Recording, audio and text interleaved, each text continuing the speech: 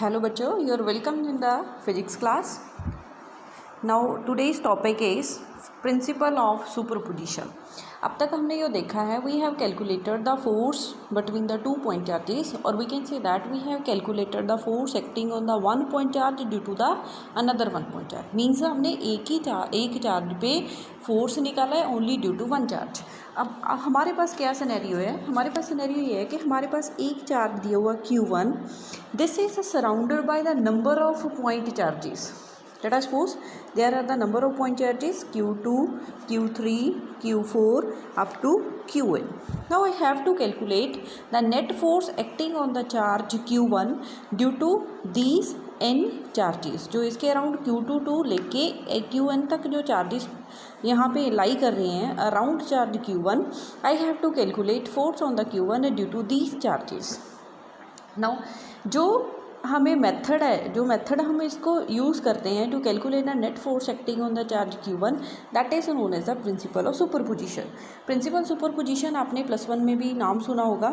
+1 में आपने principal of superposition apply किया था to calculate the displacement of the waves. जब आपके पास दो या दो से ज़्यादा साउंड वेव्स आपकी सुपर इम्पोज हो रही थी. सुपर इम्पोज होने के बाद क्या उसका एम्पलीट्यूड जो बढ़ रहा था और क्या हो रहा था, कम हो रहा था. इन दैट केस हमने क्या अप्लाई किया था, प्रिंसिपल ऑफ सुपरपोजिशन. सिमिलरली हमारे पास यहाँ पे इलेक्ट्रोस्टैटिक्स में एक प्रिंसिपल सुपरपोजिशन है.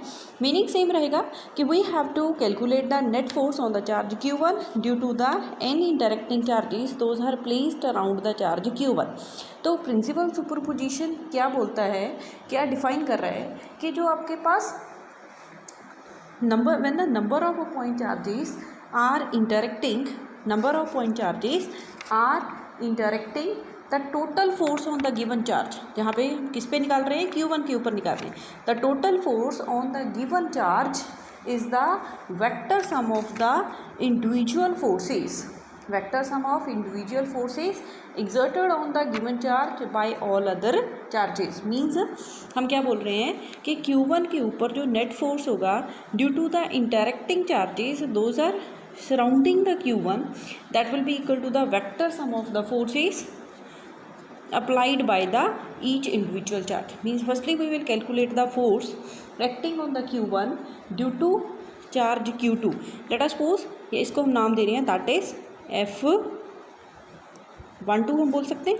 let us suppose this is the force F12 force is acting on the charge Q1 due to charge Q2. similarly हम यहाँ से ले रहे हैं F13. ये नोटेशंस आप अपने अकॉर्डिंग चेंज भी कर सकते हो, जो आपको कन्वीनियंट लग रहा है. You can write F1, F2, F3 as it is भी लिख सकते थे. F13 is the force acting on the charge Q1 due to charge Q3.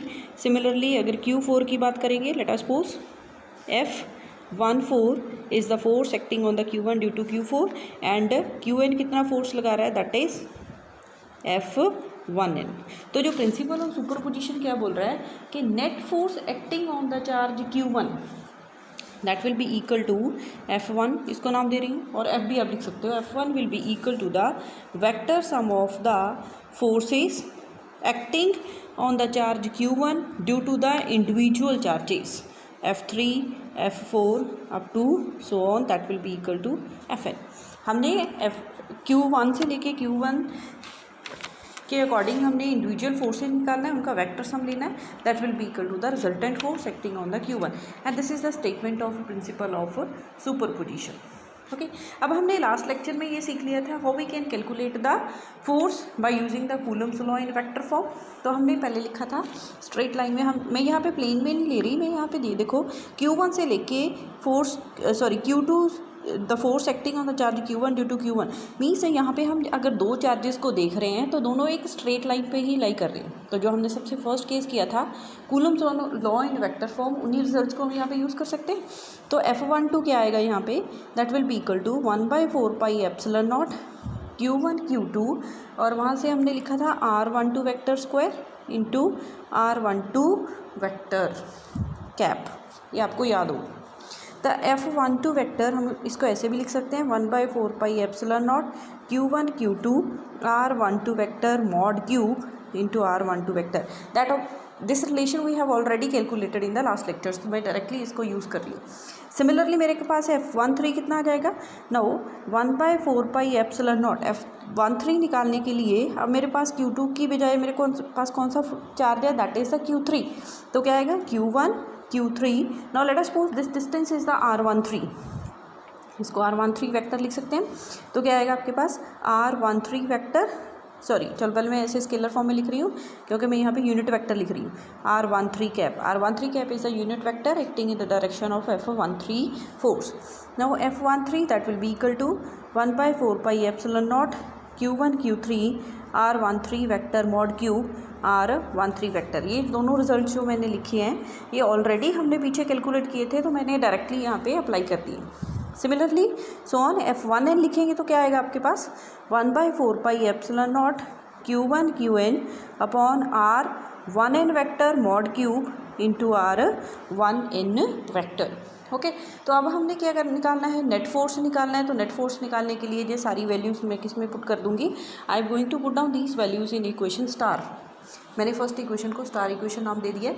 तो नेट फोर्स कितना आएगा F1 that will be equal to 1/4πε0, यहाँ पे एक मैं स्टेप शॉर्ट करूँगी, 1/4πε0 मैंने डायरेक्टली कॉमन निकाली है, सबको ऐड करोगे तो 1/4πε0 कॉमन आएगा। फर्स्ट टर्म बनेगी आपकी Q1 Q2 upon R12 vector mod square R12 vector, यहाँ पे आएगा cube, plus Q1 Q3 upon R13 mod cube into R13 vector up to so on Q1 Qn upon R1n mod cube into R1n vector. This is the required result. ये हमारे पास क्या आ गया, net force that is acting on the charge Q1 due to the n number of point charges those are placed around the charge Q1। Similarly आप अगर मैं यहाँ पे आपको क्वेश्चन दे दूँ कि आपने चार्ज Q2 पे निकालना है, Q2 के ऊपर नेट फोर्स निकालना है, तो वहाँ पे क्या आ जाएगा F2 1/4πε0। पहले हम Q1 की वजह से निकाल लेंगे, देन Q3 जो कि जितना फोर्स लगाया वो we will find out, then we will find out the force acting on the Q2 due to Q4 then due to Qn and then we will adopt and simply we will get the answer. तो ये तो था आपके पास simple, मैंने क्या लिए थे, एक स्ट्रेट लाइन के ऊपर दो चार्जेस एक टाइम पे मैंने कंसीडर किए थे। लीनियर आप बोल सकते हो, एक पर्टिकुलर टाइम पे अगर हम दो चार्जेस की बात कर रहे हो तो वो लीनियर लाइन के ऊपर, लाइन के स्ट्रेट लाइन के ऊपर लाई करे, ऐसे मैंने कंसीडर कर लिया था। नेक्स्ट जो इसी एक्सप्रेशन को, प्रिंसिपल ऑफ सुपरपोजिशन को मैं अप्लाई करना चाह रही हूँ, when the point charges are placed in the plane, और ऐसे भी लिख सकते हैं principle of superposition in terms of position vector of the charges. Superposition principle in terms of position vector, in terms of position vector of charges. अब क्या मैंने जो नंबर ऑफ पॉइंट चार्जेस हैं, let us suppose those are placed in the XY plane, मैंने किस में रखे हैं XY प्लेन पे। Late us suppose this is the charge Q1, यहाँ पे कोई चार्ज Q2 पड़ा है, यहाँ पे आपके पास Q3 है, यहाँ तक Qn है। नाउ लेट अस सपोज यहाँ पे हमको पोजीशन वेक्टर मेंशन करना पड़ेगा। Late us suppose R2 is the position vector of the charge Q2, R1 is the position vector of charge Q1, R3 is the position vector of the charge Q3 and Rn vector is the position vector of the charge Qn। तो हमने यहाँ पे Q1 charge के ऊपर net force find out करना है। Then we will calculate the force acting on the charge Q1 due to the charge Q2। Let us suppose हम इसको क्या नाम दे रहे हैं, let us suppose it is the F12 vector. तो F12 वेक्टर निकालने के लिए पहले हमको ये डिस्टेंस निकालना पड़ेगा। ये डिस्टेंस कितना आएगा, डायरेक्टली मैं यहाँ पे निकालूंगी, that will be equal to by applying the triangle law. क्या आएगा आपके पास R2 vector minus R1 vector. ये हमने ऑलरेडी सीख लिया था, पहले हमने +1 में निकाला था, लास्ट लेक्चर में आपको मैंने कैलकुलेट करके भी दिखाया था। और सिमिलरली हम अगर Q1 और Q3 के बीच में फोर्स निकालेंगे तो ये आ जाएगा आपके पास Q1 Q3 के बीच का जो फोर्स है वो निकालने के लिए हमें ये इस डिस्टेंस की जो आपके पास ज़रूरत होगी आपको, तो उसके इसमें आपके पास ये आ जाएगा R3, this is the vector R3, this is the vector R1। Now we want to calculate this one. तो क्या आ जाएगा ये R3 that will be equal to R1, तो यहाँ से आएगा आपके पास R1 vector minus R3 vector.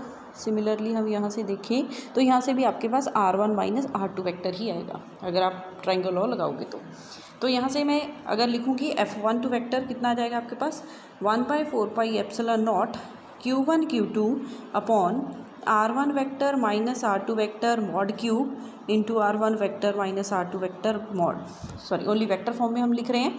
तो ये एक्सप्रेशन हमने ऑलरेडी लिखा था, तो डायरेक्टली हम वहाँ से भी लिख सकते हैं। जस्ट यहाँ से पोजीशन वेक्टर हमारे चेंज हो गए हैं अकॉर्डिंग टू द दो चार्जेस का जो हम कॉम्बिनेशन एक टाइम पे कंसीडर कर रहे हैं।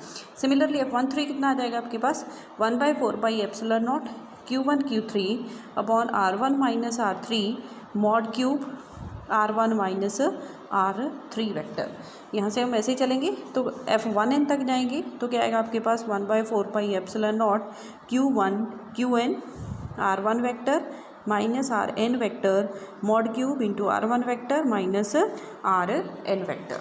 तो अब नेट फोर्स कितना आएगा आपके पास, net force acting on the charge Q1 1/4, सभी को हम ऐड कर देंगे 1/4 पाई एप्सिलॉन नॉट, तो यहाँ से आएगा आपके पास Q1 Q2 upon R1 minus R2 vector mod cube R1 vector minus R2 vector Q1 Q3 R1 vector minus R3 vector mod cube R1 vector minus R3 vector up to so on Q1 Qn R1 vector minus Rn vector mod cube R1 vector minus Rn vector as it is. So this is the required result according to the principle of superposition when the number of point charges are placed in the plane or in terms of the position vector of charges.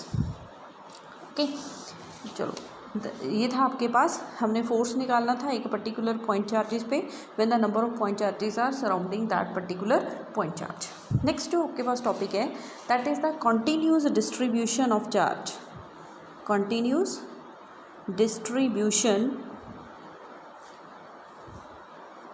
Of charge, continuous distribution of charge.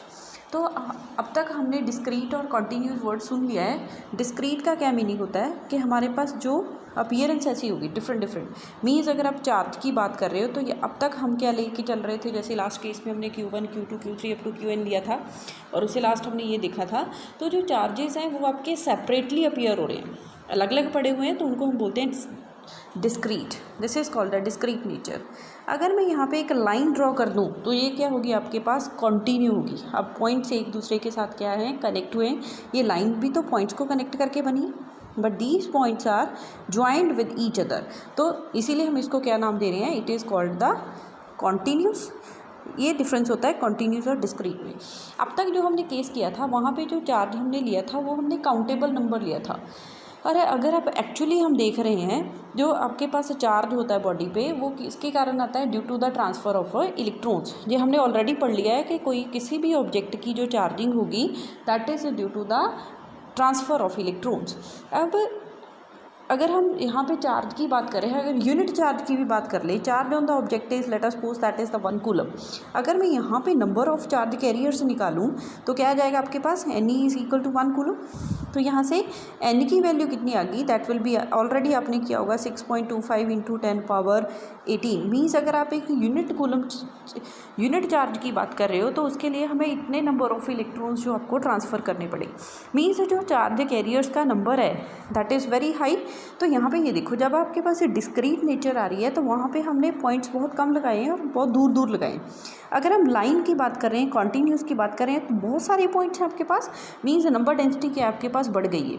तो similarly अब हमारे पास अगर हम unit charge की बात भी कर रहे हैं तो वहाँ पे जो नंबर डेंसिटी आ रही है चार्ज कैरियर्स की दैट इज़ वेरी हाई। तो जो एक्चुअली आपके पास सिनेरियो आएगा वो किस केस में आएगा, that will be in the form of the continue. मगर मीन्स अगर आप किसी भी चार्ज को देख रहे हो, चार्ज बॉडी को देख रहे हो तो चार्ज वहाँ पे आपको कॉन्टिन्यू अपीयर होगा इंस्टेड ऑफ डिस्क्रीट। तो अब आपके पास जो चार्ज कॉन्टीन्यूसली एक लाइन के ऊपर भी स्प्रेड हो सकता है, आपके लिए एक सरफेस के ऊपर भी हो सकता है, वॉल्यूम के ऊपर भी हो सकता है। उसके अकॉर्डिंग हम उसको नाम देते हैं। कौन कौन से होते हैं, एक होती है आपके पास linear charge distribution, linear charge distribution. Linear charge distribution कब होगी? जब आपके पास जो चार्ज है एक लाइन के ऊपर आपने स्प्रेड किया हुआ, just like this is the linear charge distribution. Second कौन सी होगी आपके पास? That is the surface charge distribution. Surface charge distribution means we have distributed a charge on the surface of the object. Third will be the volume charge distribution. Third type कौन सी है आपके पास? Volume charge distribution. Volume charge distribution में क्या होगा आपके पास? जो आपके पास चार्ज है that is distributed over the sphere. Late us suppose हमारे पास पॉजिटिवली चार्ज्ड स्फीयर है, स्फीयर के जो हर एक पार्ट वॉल्यूम के ऊपर अपने चार्ज को डिस्ट्रीब्यूट किया, तो वहाँ पे आपके पास आएगी वॉल्यूम चार्ज डिस्ट्रीब्यूशन। अब नेक्स्ट आर्टिकल करने से पहले, नेक्स्ट पढ़ने से पहले हमको यहाँ पे चार्ज डेंसिटीज डिफाइन करनी होगी। जो पहली आपके पास है लीनियर चार्ज डेंसिटी। आप सब लोगों ने मास डेंसिटी पढ़ी हुई है, जो आप लिखते हो rho is equal to mass per unit volume. जो क्या आता है? मास पर यूनिट वॉल्यूम। अगर हम लीनियर चार्ज डेंसिटी की बात कर रहे हैं, मीन्स चार्ज यहाँ पे डिस्ट्रीब्यूट किया आपने एक लाइन के अलॉन्ग, स्ट्रेट लाइन के अलॉन्ग आपने चार्ज को डिस्ट्रीब्यूट किया है। अगर मैं यहाँ पे सपोज कर लूँ क्यू चार्ज आपने डिस्ट्रीब्यूट किया है ओवर द लेंथ एल, अगर हम यहाँ से डेंसिटी निकालेंगे तो क्या आएगी? क्यू बाई एल, एंड इस क्यू बाई एल को हम नाम देते हैं that is called the linear charge density, and it is denoted by lambda. Lambda will be equal to Q by L. This is the linear charge density. और linear charge density के जो units होंगे that will be coulomb per metre. SI unit will be the coulomb per metre. इसको centimetre per centimetre नहीं हमने read करना, it is the coulomb per metre. Okay, next is the surface charge density. Surface charge density means now charge is distributed over the surface, और यहाँ पे जो हमने surface charge density निकाली है वो हमने चार्ज को सरफेस एरिया से डिवाइड कर देना है, तो इसको हम डिनोट करते हैं। It is denoted by sigma that will be equal to Q upon A. जो इसकी यूनिट आएगी क्या आएगी आपके पास? SI unit that is the coulomb per metre square. Volume charge density क्या होगी आपके पास? जब आपने चार्ज कहाँ पे डिस्ट्रीब्यूट किया that is distributed over the volume, and जो वॉल्यूम चार्ज डेंसिटी आएगी it is denoted by rho, it will be equal to the charge. अगर हम यहाँ पे ले लें चार्ज हमने क्यू डिस्ट्रीब्यूट किया ओवर द वॉल्यूम वी, तो वॉल्यूम चार्ज डेंसिटी क्या आएगी आपके पास? Charge upon volume. तो दीज आर द, तो इसकी यूनिट कौन सी आएगी? Unit will be coulomb per metre cube. These are the three charge densities. पहली थी आपके पास लीनियर चार्ज डेंसिटी, लैम्डा से डिनोट करते हैं, that will be the charge divided by the length. Second है आपके पास surface charge density sigma Q upon A, and third one is the volume charge density that is the charge per unit volume. Okay, so we will meet in the next class. Please तब तक आप ये सारे topics revise कर लेना। Okay, thank you very much.